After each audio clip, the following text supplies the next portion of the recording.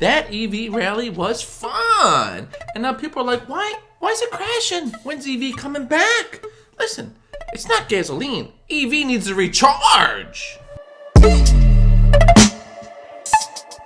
Welcome to the newsroom. So, people want to know what's going on with EV, why are they crashing, when will they turn around and head back up, when's a good time to buy, which EV stocks are the best, which ones are going to die and burn. So in this video today, we're going to go over all that, the best EV stocks I'm looking at, when will they recover, and why are they crashing? We're going to dig into it right now. All right, first let's look at Fisker Whisker. So first, let's start with this article. Wolf Research initiates coverage on Fisker with underperform rating, announces price target of 16. Now, these analysts, these are just predictions. This doesn't mean it's going to happen, okay? So these analysts come up with these price targets they have two motives, okay? One or the other. Either they hate the company and they think it shouldn't be around and they give lower price targets, or two, they want to buy in and get it cheaper. And that's what this guy wants to do. All right, so we're looking at the EV rally chart for Fisker. We're using them as an example. In the blue channel, we have a 170% rally. That was during the EV rally in the month of November. That's when it was popping up like crazy, and everyone was like, oh my God, EV's the thing. I could be a millionaire in a week. And the people that were late to the party that bought at the end of November, that weren't watching the videos, weren't paying attention, they're probably the ones that are questioning, why is EV going down? Okay, that's fine. I get in late to stocks as well. Everyone does it. Now we want to find out when will the EV rally begin again after they are supercharged. In the red channel, Fisker is heading down, and a lot of other EV stocks are doing the similar thing. This is the cool down phase. I've said this enough in my channel for y'all to know. It goes in waves. Stocks go in waves, ups and down, and hopefully, more than none, the waves are sideways and slightly up and form a tidal wave, and then it goes whoosh, and you make a lot of money. We all want the tidal wave, and I think a tidal wave is coming with this, so just pay attention here. So we're in the cool down phase right now, and it's only been 2 weeks in the cool down phase, considering it's been a whole entire month in the hot phase.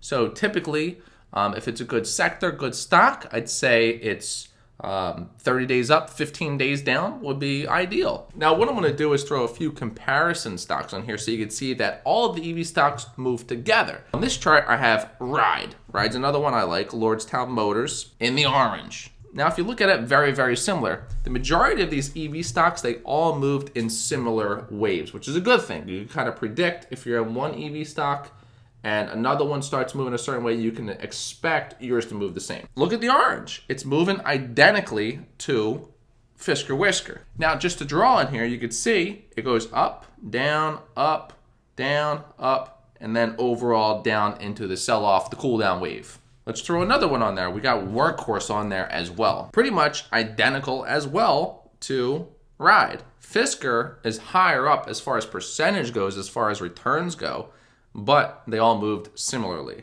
Workhorse, Ride, and Fisker. Now let's throw the Chinese granddaddy on there, NIO. So NIO is in yellow. NIO didn't have those waves because it's a very strong company because they are generating car sales.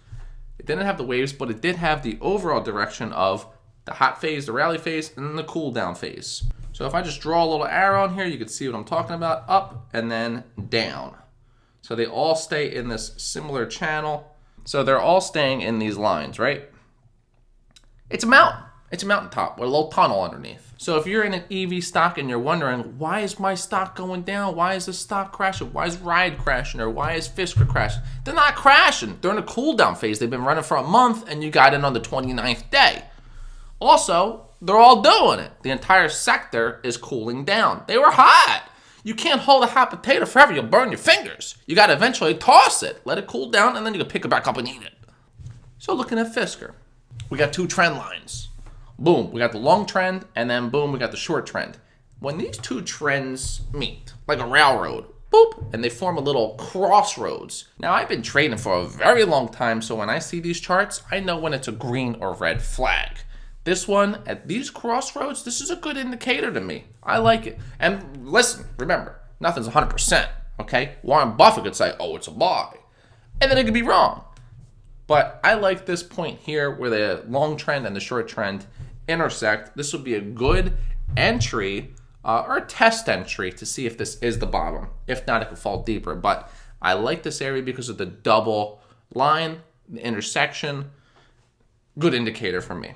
If I get in now and it drops another 10%, who cares? It's EV. It's going to keep going. So I'm using Fisker as an example, so we could say that Workhorse and Ride would move the same as Fisker did. So if this is a bottom for Fisker Whisker and it heads up, Workhorse and Ride would be great entries when this thing turns around as well. Now, good old KNDI and Solo, they move different. I didn't put them on the comparison because they move very strange. They move with EV, but they move up way more harder and fall much more faster.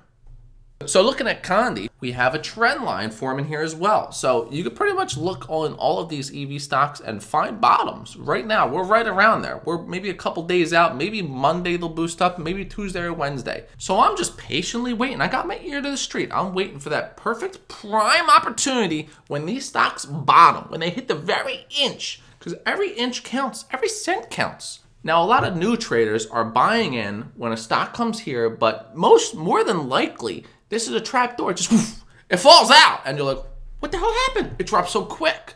So that's why I keep my eyes glued to the screen, studying charts all day long. If you want to know exactly when I buy, sell, reduce, add, or go all in on stocks, at the stock alerts.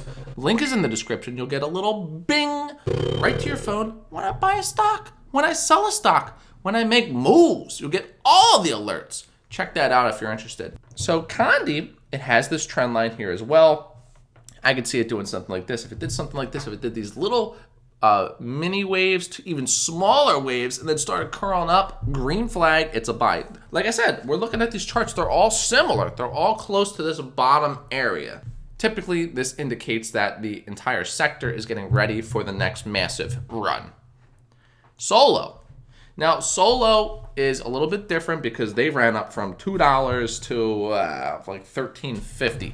So Solo went on its own solo ride to the top, and it's falling down pretty hard. It hit $13.50. It's down now to $6.50. So I personally think Solo is not going to ride with the EV sector when they all take off. I think this thing could still come down to $4. I think $4 is a strong bottom for Solo. That would be a good area for me to personally test and see if it could turn around. It might turn around now. I'm not saying this is guaranteed, but just using best judgment on this thing, I think Solo needs to come down some more. I mean, look at this run for Solo, 436% move. It's got to come down. We looked at Fisker that ran for the month. It was like 170%. This is 436%.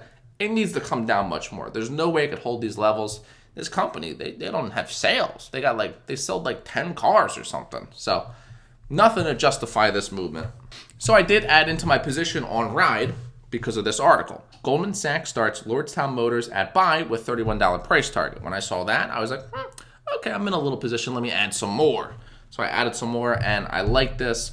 They are doing the Ford F-150 wannabe electric truck for commercial fleets. So, and they're all American. I think they're going to do well. They just need to start making these trucks. I think they said 2022 they'll be readily available.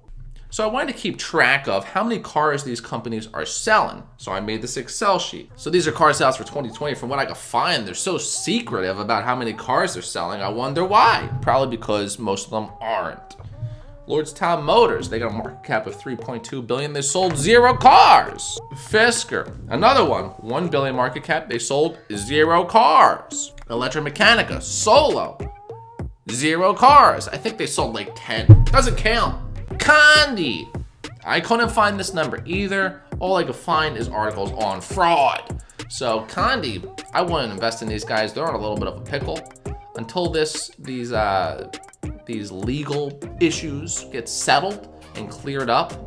I personally wouldn't touch it. It could run because people will still buy it, but because there's fraud, not touching it. They got a market cap of $613 million. They're gonna have some issues. These Chinese EV companies are gonna have some issues. I'd rather invest in an American EV that has no sales than a KNDI that has sales that has fraud.